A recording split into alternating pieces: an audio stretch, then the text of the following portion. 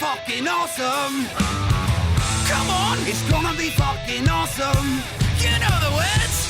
It's gonna be fucking awesome. That's it, see. It's gonna be fucking awesome. Yeah! Hey, it is I, Jesse Blaze Snider, the Coolest Geek Alive. How are you doing, Coolest Geeks? I hope you're enjoying this fabulous Saturday, if you are listening on the day. I happened to enjoy this movie earlier in the week. It's an old favorite of mine, and since it was so fresh in my brain and, just totally holds up and is cool and great to see some practical effects and models being shot in interesting ways. It is Escape from New York, starring Kurt Russell. As with all of these coolest picks, I'm gonna try not to like spoil too much, but I'll give you the basic gist of it. Essentially, Kurt Russell is this like right man at the right time, kind of mercenary military guy who's in trouble for whatever reason and is being brought to Manhattan prison. In this future, all of Manhattan has been walled off and turned into a prison, and the inmates are just left to rule the roost there.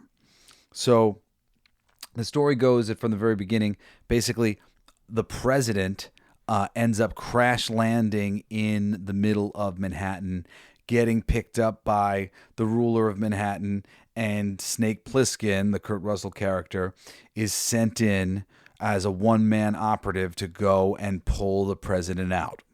And he has to go into this world of, what life is like if Manhattan became a prison where all the people had been abandoned, and there's these mobs of people called the Crazies who roam the streets at night, and it's a scary and terrible place. But he's there with a gun and some other devices, and he goes on an adventure, and he is just like the quintessential badass. He's got an eye patch and talks like Clint Eastwood. And this movie is so classic. It's one of the classic John Carpenter movies. I'll probably do an episode of the show on John Carpenter one day, just, sort of featuring him and all the incredible movies. Like, if you haven't become a John Carpenter fan in your life yet, you're missing out. I mean, from Big Trouble in Little China and The Thing that I talk about all the time, because it's such a good exercise and good story and plot and stuff.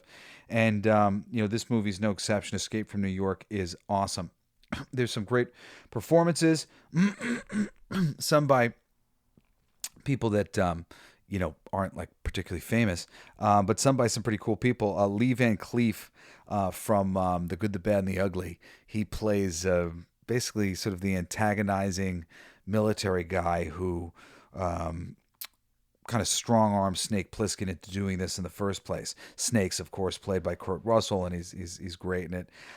Ernest Borgnine plays a great little character in there known as Cabby, who very much shows up at the right place at the right time a bunch of times to save him, but still very cool. Isaac Hayes plays the Duke of New York, who's like the kind of good guy, anti-hero, whatever that Snake Plissken has to go up against in order to save the president. Harry Dean Stanton's in there with a little part that's all right, and you got Tom Atkins and a few people that you'll recognize as like character actors from other things. Most of the people aren't anybody that you'll necessarily know from any other things, but the movie totally holds up, even though the effects are less than glorious. It's funny, actually, because I find it to be more immersive as like I'm watching a movie and I'm watching a story with the practical effects and models that you'll see used in Escape from New York as they're flying into New York and you're seeing the city all like destroyed and stuff. I find that stuff way more immersive than the CGI. That doesn't really feel real. It doesn't have like the texture that a model has, or any of these things actually have. So I like it so much better on a lot of levels. The Kurt Russell's great. He's in his prime.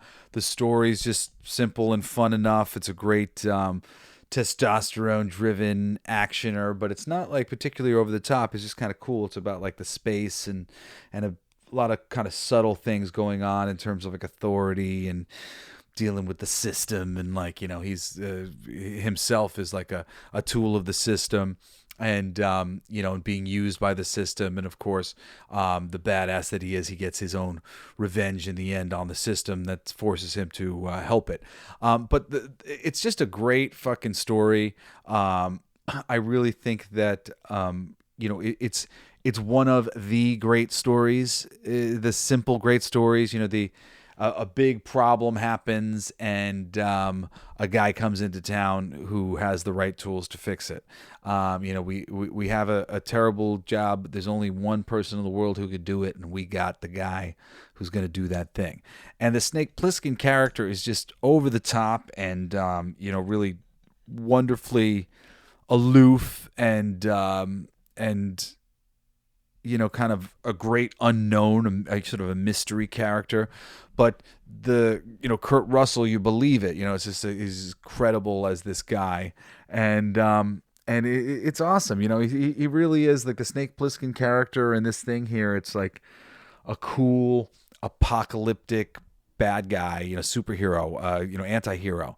It is a type of character you want to come back and read again, a Captain America or a Spider-Man or whatever else, but it's Snake Plissken, a 007 for a post-apocalyptic future, which is really kind of like almost what he is, even though because he's supposed to be going to the prison, he's a bad guy. You don't really get like a lot of the information, some of the joke, there's a running joke throughout the movie that I won't spoil here, but you never exactly find out why everybody keeps making that same joke. You just kind of get the illusion of things that create this history for the man without actually having to see any history for the man, because everybody does seem to know him, and everybody seems to have ideas about who he is and whatnot, but you never quite get the full picture of what that means.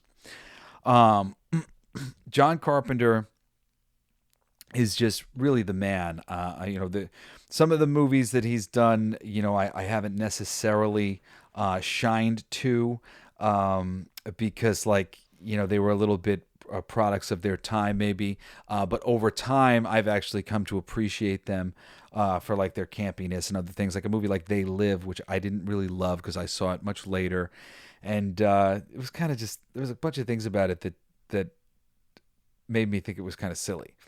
But it's a great movie, and he's a great writer, and very, very consistent. And I don't think he's even directed nearly as many as he's written. He makes music though as well. He's a composer, and has worked on like so many soundtracks and so many things. He's such a talented guy. There's a great connection between his films and the soundtracks of these movies that he makes. As a director, I'm just gonna just to sweeten the pot here of like how awesome this dude is, because he made tons of shorts in the beginning, and then slowly but surely made a name for himself with the original Assault on Precinct 13. There's a movie called Dark Star I've never seen. He directed Halloween, the first Halloween. A movie called The Fog. Escape from New York came after that. So we had some horror hits, and then The Thing, Christine, which is a really cool one about a possessed car. Starman, I've never actually seen Starman. I've heard good things about that. I want to see that. Big Trouble in Little China, which is one of my favorites. Prince of Darkness, which I've never seen either, but I want to see that. They Live. Memoirs of an Invisible Man, which is great. Highly underrated. There's a TV movie called Body Bags. I've never seen that. In the Mouth of Madness is one of my favorite horror movies. Village of the Damned, I've never seen that one. Escape from LA is not one of my favorites. Vampires, which is okay. Ghosts of Mars, which is okay. Masters of Horror, there's some cool stuff in there. The Ward, I never saw. John Carpenter, there's a whole bunch of things. John Carpenter, this is on Escape from New York, Distant Dreams. Anyway, so those are the movies he's directed, but I want to see too, because he's written a lot of things as well, and I think he's written even more. So just like taking a look at this guy, because so Halloween comes around, characters, Resurrection of Bronco Billy. I'm just looking at things that like a lot of these he wrote that he made. The Fog and Escape from New York. Halloween 2 written by. Halloween 3 uncredited.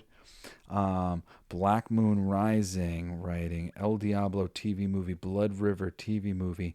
Halloween the Curse of Michael Myers characters. Silent Predators TV movie. Characters for Halloween. Short, Jason versus Leatherface. Oh, fuck, I want to see that. Michael versus Jason short. I want to see these shorts. I got to go look these up when I get done with the show. Assault on Precinct 13 was based on his earlier film.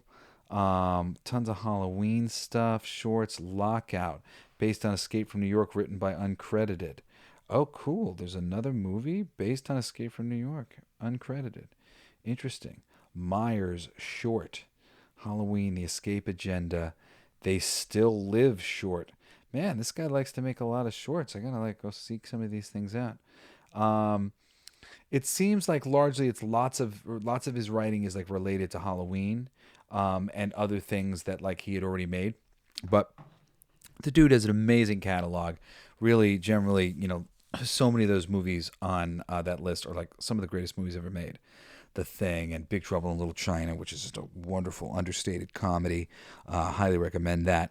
And, more so maybe than all of them is this wonderful, simple, understated, post-apocalyptic Escape from New York, which really, begins a lot of his more interesting thinking, him not being like, noodled to just the horror genre, but doing, science fiction and really... It's so cool. It's so welcomed. I highly recommend this movie. I don't think anybody will tell you otherwise. I have a great comic book called Fucking for Our Future. It's available right now on Kickstarter. You can go and pledge to it. It's really, really funny. If you listen to the show a lot, you know that I'm like a sweet and innocent guy, and like I never really wanted to do a titty book. But I did it in my own way, and it's kind of super innocent, even though it won't seem that way. It's very funny. Fucking for Our Future. You can find it just through typing in Fucking for Our Future onto Kickstarter, or you can go to www.bldsts.com. That's blacklightdistrictstudios.com, bldsts.com. And there's links over there to the campaign and a whole preview for everything. Show's been doing really great. I really appreciate you guys listening. Of course, we do our show every Wednesday, and then we do this every Saturday. And Sunday nights, I've been doing a show with Aaron Sparrow, the Coolest Geeks Alive stream. I've been interviewing him about his career in publishing and writing and working on licensed stuff for Disney and video games. It's been super fun. And every Monday, I do my All Your Favorite Bands Suck show. I'm working on DMX for next week. Did Nine Inch Nails the week before. Tons of incredible bands covered on there. It's just a showcase of some of my favorite bands. You'll love it. And then Fridays, I'm doing an esoteric knowledge show. It's like what the Freemasons are teaching their adepts and shit, called Everything They Don't Want You to Know. So check out all those podcasts and enjoy the comic book or whatever it is that draws to you. Be cool, my friends. I love you so much. I hope you'll join me this coming Wednesday and again this coming Saturday for another fucking awesome Coolest Pick. An incredible episode of The Coolest Geek Alive. Love you guys. Care Bear Stare. It's my favorite part.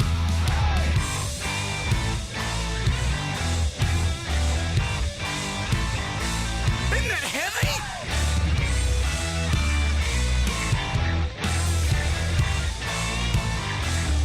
I'll play that. Coolest Alive. You've been listening to Coolest Geek Alive with me, your host, Jesse Blaze Snider. Don't forget to rate, comment, and subscribe for more excellent geek culture content. Thanks for listening.